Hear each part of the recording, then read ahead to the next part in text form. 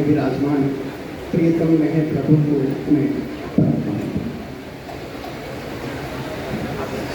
Beloved अवतार मेहर बाबा की जय। आप सभी का मेहर प्रेम सम्मेलन अक्टूबर 2024 में स्वागत है। We all welcome you on behalf of the Lucknow Center, अवतार मेहर बाबा Lucknow Center to मेहर प्रेम सम्मेलन 2024. This is centenary celebration of Baba's first visit to Lucknow, and we at Lucknow Center believe in pushing the envelope, in trying different formats, in trying different genres, whether it is the arts, whether it is other activities.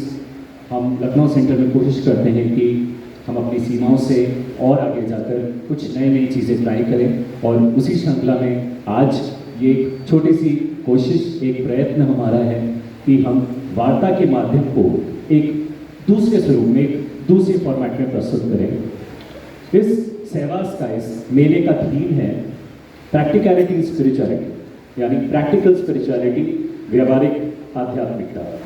और इस panel discussion के लिए हमने एक topic choose किया है जो हम सबके हृदय में, सबके मन में ये ज़रूर रहता होगा कि बाबा तो 20वीं शताब्दी में थे, तो 21वीं शताब्दी में बाबा, उनके मैसेजेस, उनके discourses and most importantly spirituality का स्थान क्या है।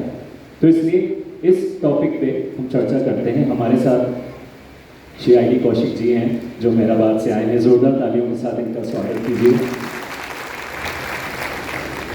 कौशिक अंकल लखनऊ के बहुत अजीज़ हैं और यही बगल मुरादाबाद से ही है। और एक और चीज़ मैं बताना चाहता हूँ, जब बाबा लखनऊ आए थे तो उनकी जो दूसरी विजिट थी वो मुरादाबाद में भी उसका बहुत बड़ा रोल था। उस पर आगे हम चर्चा करेंगे। कौशिक अंकल का जो जीवन है वो बचपन उनका बहुत संत और फकीर और वेदांत में बीता। वो एक ऑर्थोडॉक्स हिंदू फैमिली से थे और उनका अध्ययन वेद और शास्त्र में था। और ज़िंदगी के मोड़ पे बाबा से उनका परिचय हुआ, उनके डिस्कोर्सेस, उनकी बुक्स से उनका साक्षात्कार हुआ और वहाँ से उनकी एक नई जर्नी शुरू हुई। इसके साथ ही हमारे साथ दूसरे पैनलिस्ट हैं श्री महनोज मेहता जो मुंबई से आए हैं। जोरदार तालियों के साथ इनका स्वागत कीजिए। श्री महनोज मेहता बोलते रहे, मेरे थोड़ा सा वो हो रहा है क्योंकि मैं महनोज भैया ही बोलता हूँ, सो आई कंटिन्यू दैट। महनोज भैया मुंबई में हैं और अवतार मेहर बाबा केंद्र मुंबई के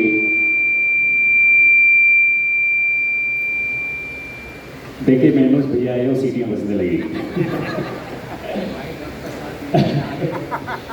महनोज भैया मुंबई से हैं, अवतार मेहर बाबा केंद्र मुंबई के सेक्रेटरी हैं और एडमिनिस्ट्रेटिव रोल में होने के साथ साथ महनोज भैया ने एक ड्रामा और जो एक क्रिएटिव आर्ट्स है उसमें भैया को बहुत योगदान है। वो एक मेंटर का रोल प्ले करते हैं हमारे यंग एडल्ट सहवासीज के लिए। तो जोरदार तालियों के साथ हम इस सेशन का आगाज करते हैं। प्रैक्टिकल स्पिरिचुअलिटी पे बाबा ने बहुत कुछ लिखा है अपनी बुक्स में और बोला है। एक छोटा सा डिस्कोर्सेस में से एक एक्सर्ट पढ़ देता हूँ जिसमें बाबा बोलते हैं कि मेरा कार्य और उद्देश्य अत्यंत व्यवहारिक है। आध्यात्मिकता की कीमत पर, भौतिकता पर अत्यधिक जोर देना व्यवहारिक नहीं है। आध्यात्मिक आदर्शों को अपनाकर उन्हें जीवन में क्रियान्वित न करना भी व्यवहारिक नहीं है। दैनिक जीवन में आदर्श को साकार करना, जीवन आत्मा को सुंदर और उपयुक्त रूप देना और भाईचारे को एक वास्तविकता बनाना, न कि केवल एक सिद्धांत जैसा कि वर्तमान में है, यही शब्द के सच्चे अर्थों में व्यवहारिक होना। इन्हीं शब्दों के साथ मैं अंकल से ये प्रश्न पूछना चाहता हूँ कि बाबा के ये जो मैसेजेस हैं प्रैक्टिकलिटी इन स्पिरिचुअलिटी पे या व्यवहारिक आध्यात्मिकता पे, इस पे आपका इंटरप्रिटेशन क्या है इन मॉडर्न टाइम्स? जय बाबा, हम लखनऊ में आए हैं और अवतार मेहर बाबा की जय। Is it okay? हम लखनऊ में आए हैं और इस सुंदर जमीन से मैं एक शेर आपको सुनाना चाहता हूँ। रजत भैया ने कहा कि मेहराबाद से आए हैं, एक शेर है आपके लिए। कौन देखता है हमारा घर, कौन देख है हमारा घर जब बराबर में हो तुम्हारा घर। तो देखिए, आध्यात्मिकता में व्यवहारिकता 21वीं सदी, ये रजत भैया ने कहा। सबसे पहले हमें अपने हृदय में ये धारणा, ये कन्विक्शन, ये दृढ़ता बनानी होगी कि ईश्वर कभी था नहीं होता। ईश्वर है और उसके दिए गए उपदेश हैं, वो कालजयी होते हैं, समय की सीमाओं से परे होते हैं। प्रियतम बाबा ने जो बातें कही थी वो आज भी उतनी प्रासंगिक हैं, आज भी उतनी महत्वपूर्ण हैं और हमारे लिए फलदायी हैं। व्यवहारिकता में, आध्यात्मिकता में व्यवहारिकता के दो पहलू हैं। एक पहलू तो ये है कि आप व्यवहारिक होकर बाबा के उपदेशों पर आचरण करके समाज में किस प्रकार आचरण करें। दूसरा पहलू ये है कि बाबा के उपदेशों को आप स्वयं के जीवन में व्यवहार में लाकर अपने जीवन को कैसे इस प्रकार उन्नत करें। ये दो पहलू हैं। समाज में रहकर हम उनकी दिए गए उपदेशों को कैसे व्यवहार में ला सकते हैं और बाबा के दिए गए उपदेशों को अपने जीवन में, अपने आध्यात्मिक उन्नति के लिए कैसे व्यवहार में ला सकते हैं, ये दो बातें हैं। हम सब जानते हैं प्रियतम बाबा के जो शुरू के 19 वर्ष थे, प्रारंभिक वर्ष, वो शिक्षा के थे और 1913 तक बाबा जान के मिलने से पहले उन्होंने 19 वर्ष पूना में गुजारे थे। बाबा जान के और हजरत उपासनी महाराज के संपर्क में आने के बाद लगभग 9.5 वर्ष वो सद्गुरुओं के सानिध्य में रहे, लगभग 9.5 वर्ष। और इसके बाद जैसे ही उपासनी महाराज ने ये खुली घोषणा कर दी कि आप अवतार हैं, आप आदिशक्ति हैं और मैं जमाने की पूंजी आपको सौंपता हूँ, अब मैं उस व्यवहारिक तथ्य की बात कर रहा हूँ जो रजत भैया ने मुझसे प्रश्न किया। जैसे ही बाबा ने अवतार के रूप में अपनी लीलाएं प्रारंभ की, तो सबसे पहली, देखिए, जनवरी 1925 में बाबा ने स्थायी रूप से मेहराबाद को अपना आश्रय स्थल बना लिया था। सबसे पहला आचरण भगवान ने, अवतार ने, इस युग में अवतार मेहर बाबा ने जो किया वो मौन प्रारंभ करना था। अब मैं स्वयं इससे क्या शिक्षा ले सकता हूँ और अपनी शिक्षा को मैं आपको किस प्रकार बता सकता हूँ और उस आचरण को हम व्यवहार में कैसे ला सकते हैं। हमारे जो आज के समाज में रहें या परिवार में रहें, कार्यालय में रहें या दुकान में रहें, आप अपने हृदय में हाथ रख कर देखिए, हमारे अधिक बोलने के कारण ही बहुत सारे झगड़े होते हैं, बहुत सारी भिन्नताएं होती हैं। हम किसी भी क्रिया पर विपरीत प्रतिक्रिया तुरंत देना प्रारंभ कर देते हैं, चाहे सास बहू का संबंध हो, पिता पुत्र का संबंध हो, कार्यालय में मित्रवत व्यवहार हो या हमारे ऑफिस का कोई काम हो, हम अपनी प्रतिक्रिया तुरंत क्रोध में आकर देना प्रारंभ कर देते हैं। ये सबसे बड़ा गलत आचरण है। बाबा के द्वारा प्रारंभ किए गए अपनी लीलाओं में सबसे पहला जो आचरण था वो मौन। परमात्मा अपने मूल स्वरूप में स्थित हो गया। इस मौन से हमें ये शिक्षा मिलती है कि हम समाज में, परिवार में, हम अपने आचरण में, अपनी प्रतिक्रियाओं में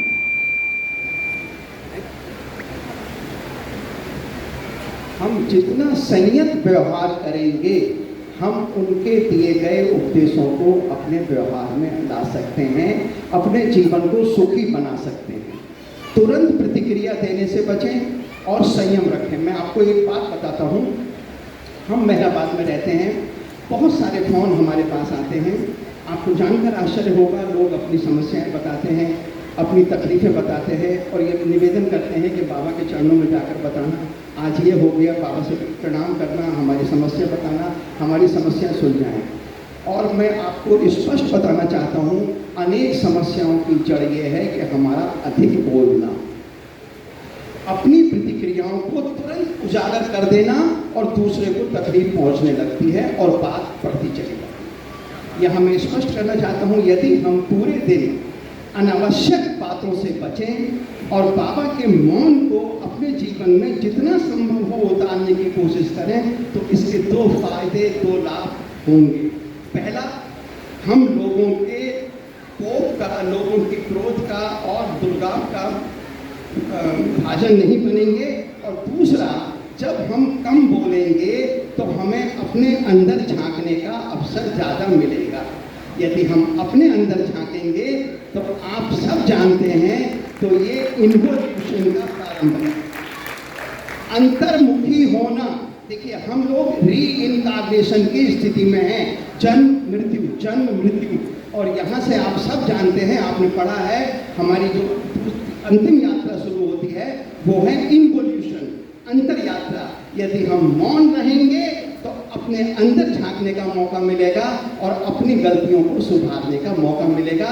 मेरे दृष्टिकोण से आज के युग में आध्यात्मिकता में व्यवहारिकता का तात्पर्य ये है कि आप शांत रहें। और बाबा ने कहा है, यदि आप धैर्य रखेंगे, बाबा के कहे की बात बता रहा हूँ, यदि आप धैर्य रखेंगे तो आपकी आधी समस्याएं हल हो जाएंगी।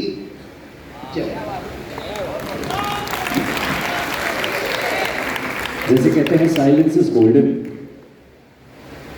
साइलेंस में ही शक्ति है।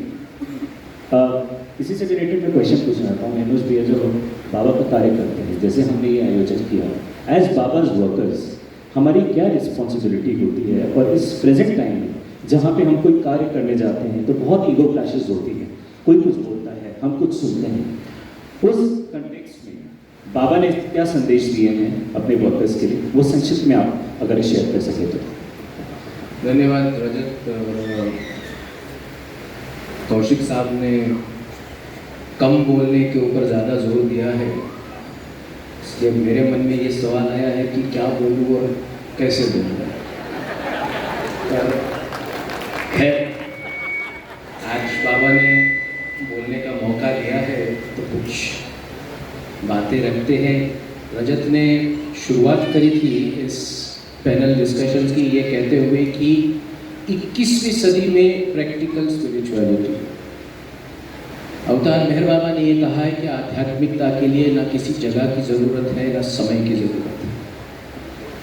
वो जो हम युगों से नहीं करते आ रहे हैं उसको अब करना है, उसको आध्यात्मिकता कहते हैं। युगों से हम क्या करते आ रहे हैं? हम अपने लिए जी रहे हैं।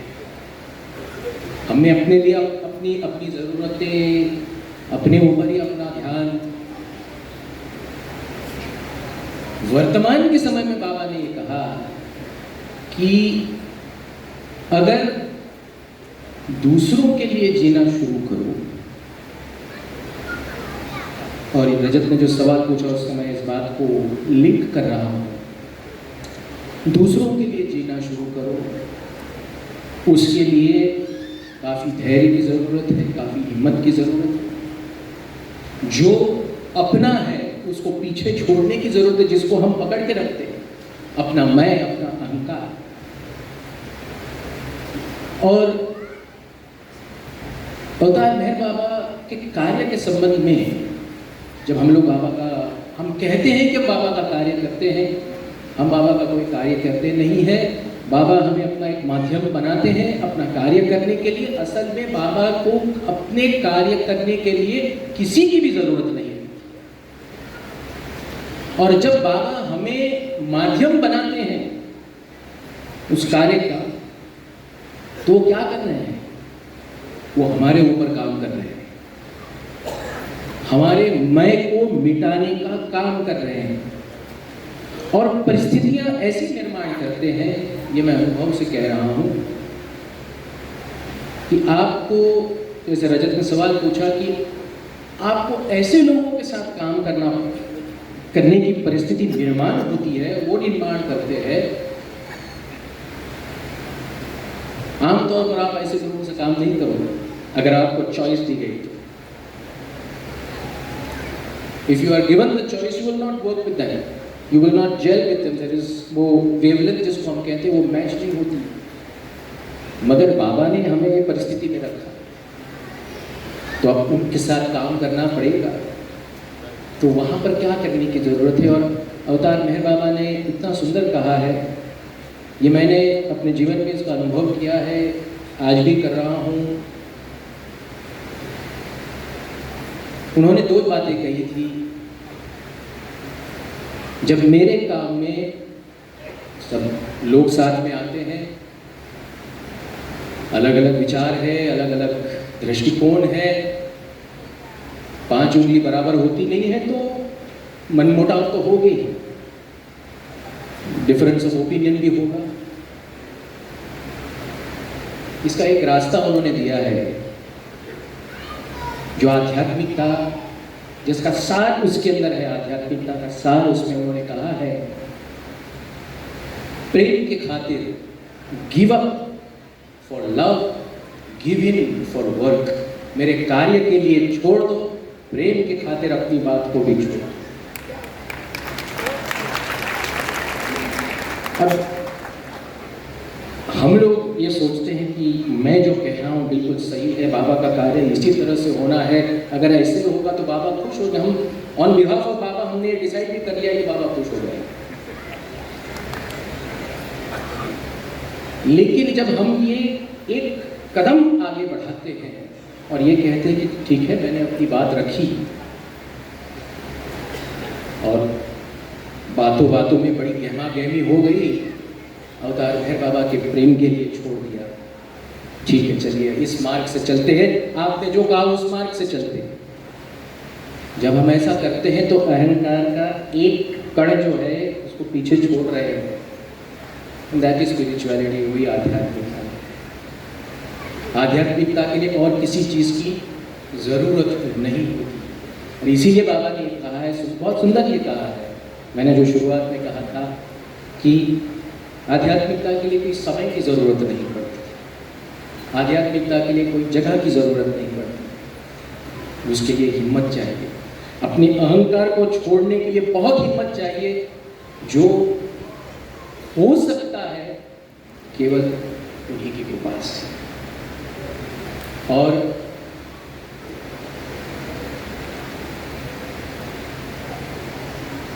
(1937) में एक आखिरी बात है इस सवाल के ऊपर। 1937 में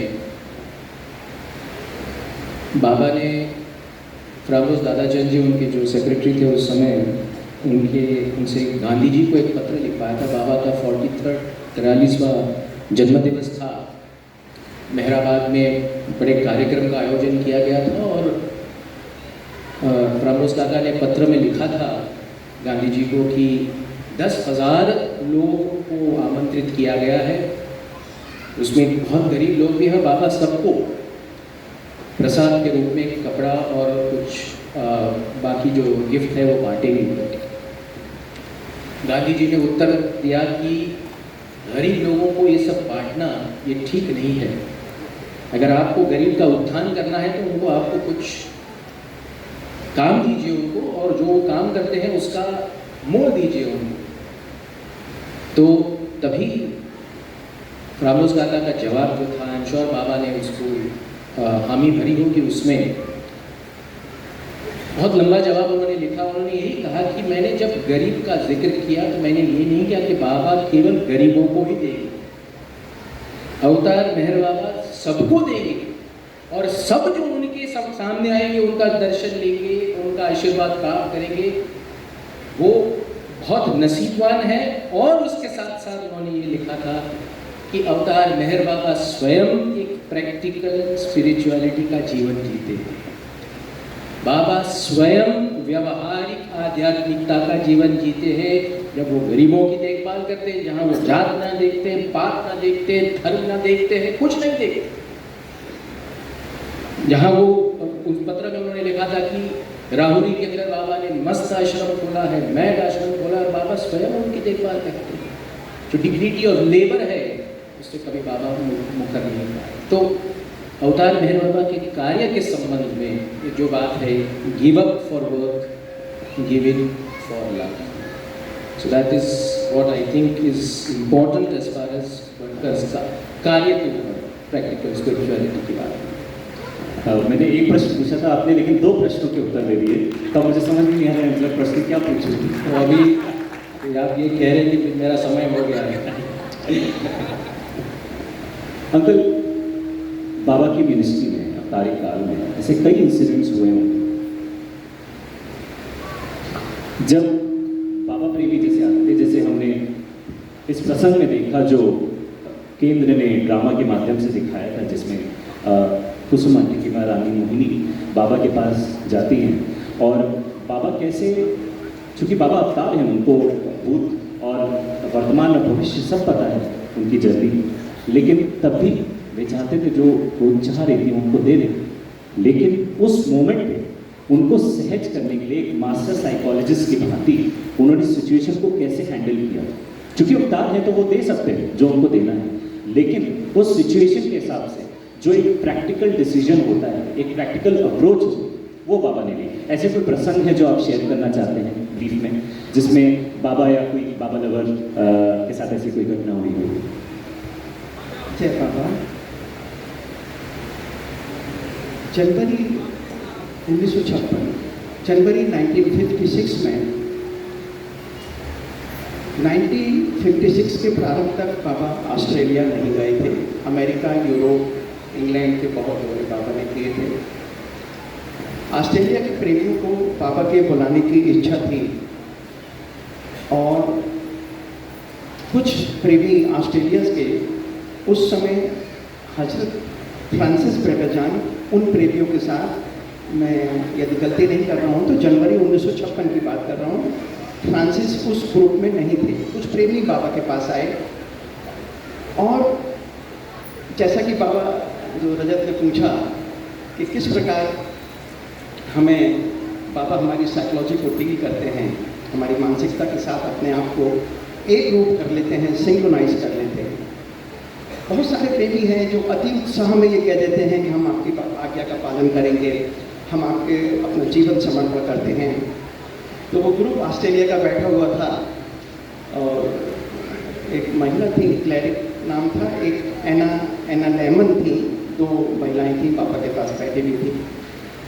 बाबा ने पूछा कि क्या तुम्हें मेरी आज्ञा पालन की तुम्हारे अंदर इच्छा है, कामना है, हिम्मत है? वो बोली हाँ बाबा, हम आपके अपना जीवन समर्पित करते हैं, हम आपकी आज्ञाओं का पालन करेंगे। देखिए, बाबा ने कहा कि यदि मैं तुम्हें आज्ञा दूँ कि तुम वापस मेलबोर्न जाओ, अपने 4 बच्चों का कत्ल कर दो, तो क्या ये संभव है? वो रोने लगे। तब बाबा ने कहा मेरी आज्ञा पालन लगभग असंभव है। इसलिए बाबा ने एक बहुत सुंदर बात कही थी उस समय, understanding has no meaning, love has meaning, love has meaning, obedience is more meaning and holding fast to my turban is most meaning।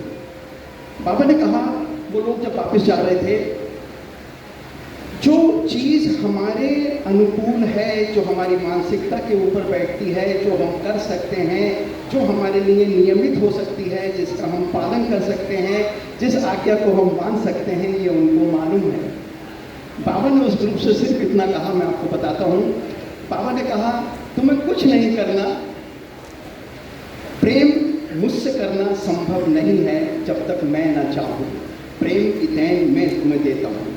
तुम जो अपने दैनंदिन जीवन में, अपने दिन प्रतिदिन के जीवन में जो तुम ये अपने व्यवहार में ला सकते हो, वो ये है कि तुम 24 घंटे में आधा घंटा केवल कहीं बैठ जाना और मेरे नाम का उच्चारण करना, जिसमें आवाज़ तुम्हारे मुंह से निकलने लगे, बाबा बाबा बाबा। इतना कर सकते हो?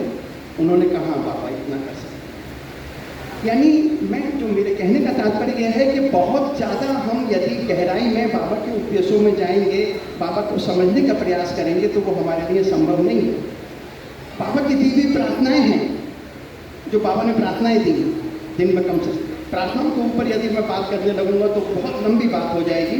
मैं सिर्फ ये कहना चाहता हूँ, यदि हम कभी 24 घंटे में आधे घंटे का समय निकालकर उनके नाम को स्मरण भी कर लें, तो हमारा उस दिन का जीवन सफल है और यह हमारी यात्रा को सुगम बना देगा। और यहाँ मैं निश्चित बता रहा हूँ, यहाँ मैं आपको एक बात, जब ये लोग वापस लौट के गए और इन्होंने फ्रांसिस ब्रेवरजान से कहा कि बाबा को भारत ऑस्ट्रेलिया बुलाइए, जिद करी, तो फ्रांसिस ब्रेवरजान का जवाब पता है क्या था? वो अवतार हैं, वो नहीं जानते उन्हें कब आना है। उन्होंने हमसे कोई भी चीज़ मांगने के लिए मना किया है, आप समझिए इस बात को। उन्होंने जो 10 वर्ष तक बाबा के साथ महराजाद में रहे, 10 वर्ष तक, जब अभी हमारे पूर्व वक्ता ने किसी ने ये कहा था कि उन्होंने बाबा ने उनसे अंग्रेजी में गज़लें लिखवाती थी। और देखिए बाबा कितने खूबसूरत और कितने मजाकिया थे। एक दिन बाबा महराजाद के उधर वाले मंडी हाल के उस तरफ वाले बरामदे में टहल रहे थे और फ्रांसिस खड़े थे। तो फ्रांसिस ने बाबा से पूछा कि बाबा आप क्या कर रहे हैं? तो बाबा का जवाब सुनिए आप। बाबा ने कहा मैं तुम्हारी गज़लें याद कर रहा हूँ। तो फ्रांसिस ने बोला बाबा आप मेरी गज़लें क्यों याद कर रहे हैं? बाबा ने कहा जब मैं अगले अवतार काल में आऊँगा तो तुम्हारी गज़लें सुनाऊंगा। इतना सुंदर परमात्मा है वो हमें कोई भी कठोर व्रत रखो, ये करो, घंटे बजाओ, अजान जाओ, माथा टेक, कुछ नहीं, सिर्फ मेरे नाम का स्मरण करो, धीरे धीरे अंतर्मुखी होना प्रारंभ कर दोगे और फिर मैं तुम्हारी बाह पकड़े हुए हूँ जो तुम्हें इस रास्ते से ले जाऊँगा। किसी हर व्यक्ति के लिए बाबा का अलग मार्ग है। जो मार्ग मैंने चुना वो जरूरी नहीं है आप उस मार्ग पर चलें। आप अपने तरीके से बाबा से जुड़ सकते हैं, चाहे जिस प्रकार जुड़ें वही आपके लिए लाभदायी है। जय बाबा।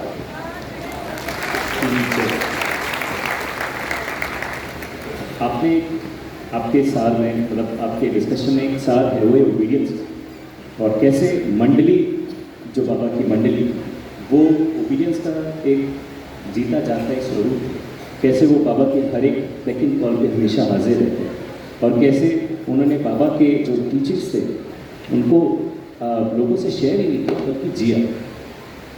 लेकिन 21st सेंचुरी में मनोज भैया आजकल की इस बहुत ही फास्ट लाइफ जो बोलते हैं, जहाँ पे हम सांस भी नहीं ले पा रहे हैं, वहाँ पे हमारे पास इतने डिस्ट्रैक्शंस हैं, चाहे वो सोशल मीडिया हो जाए, चाहे वो फ़ोन हो जाए, चाहे वो हमारे फ्रेंड्स हो गए, या जो इन्फॉर्मेशन ओवरलोड जो बोलते हैं हमें आजकल हो गया, हर तरफ से इंफॉर्मेशन आ रही है और ये हम समझ नहीं पा रहे हैं कि उस इन्फॉर्मेशन को कैसे प्रोसेस करें, क्योंकि दिमाग तो इतना सही है।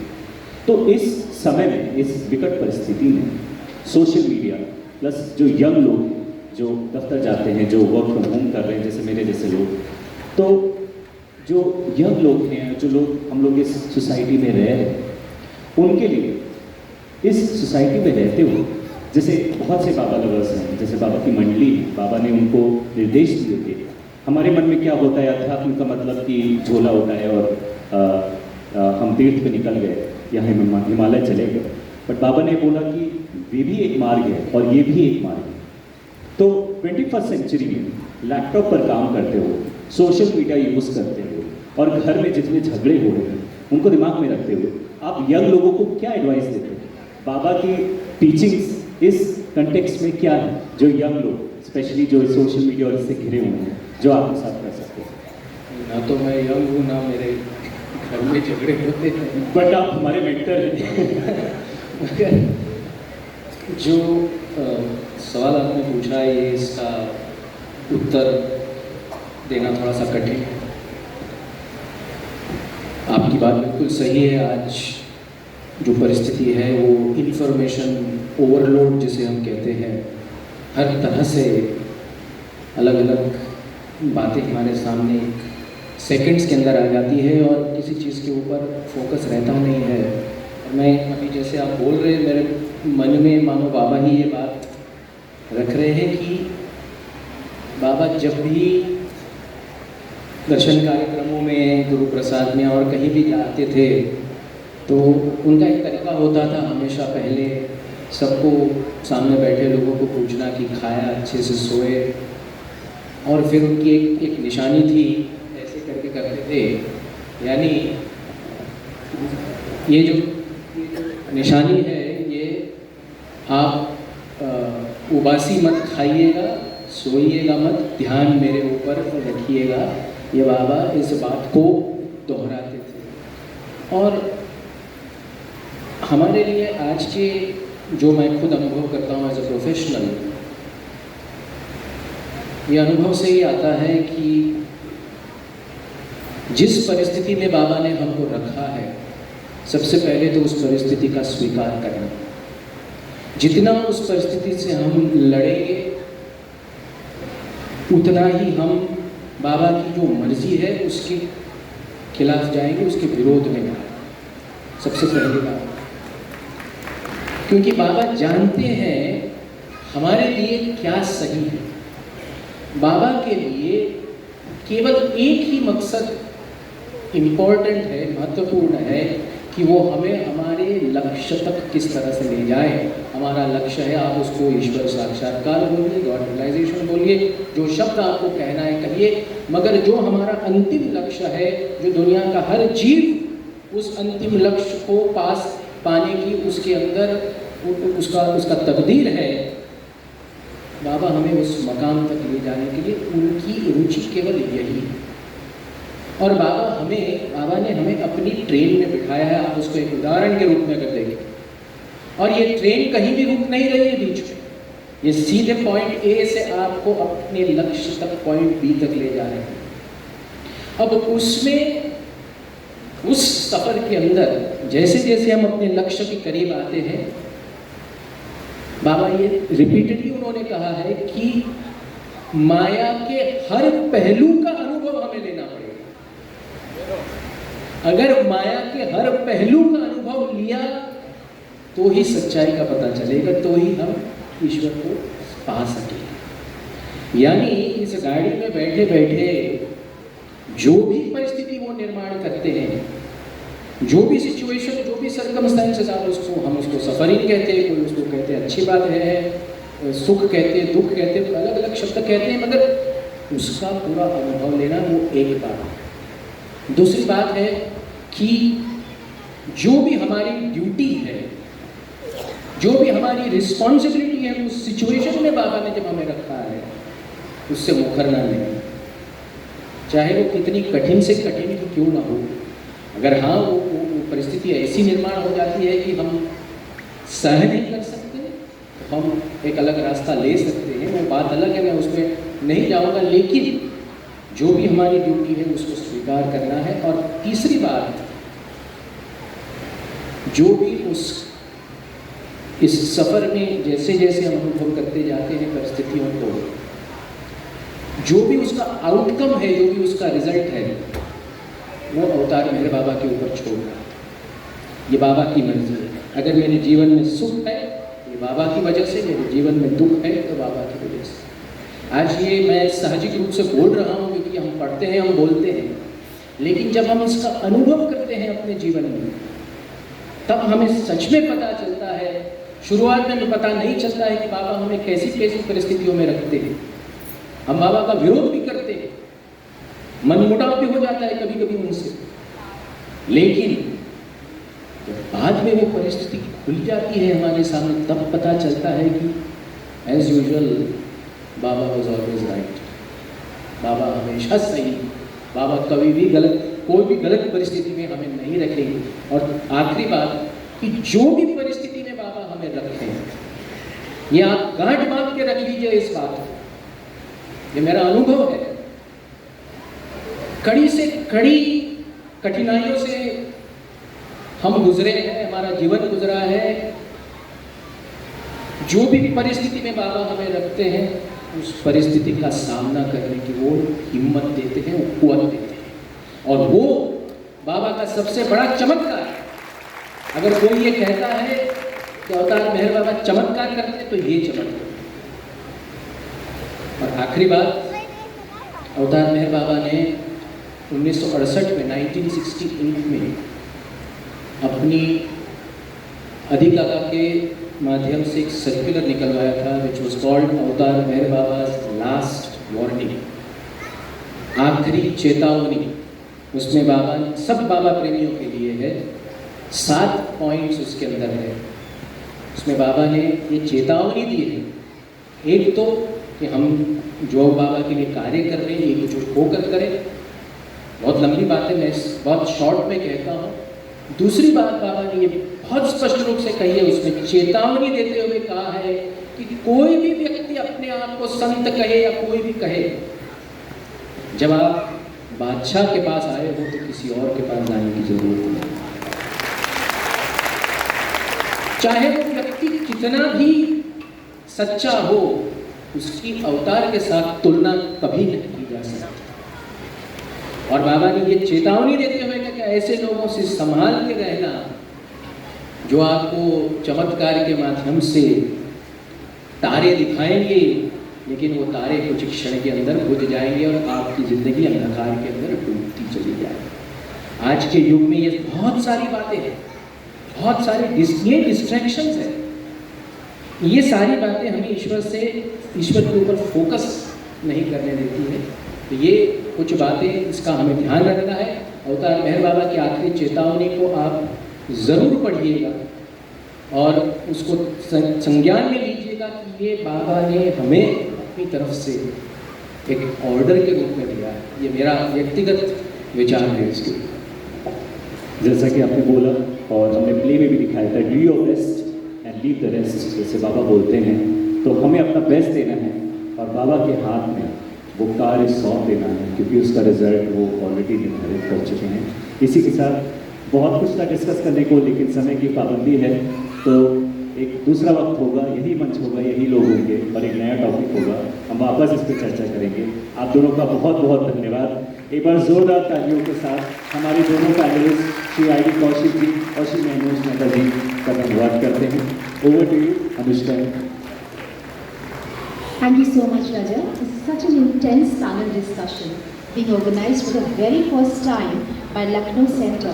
Must have surely appealed you.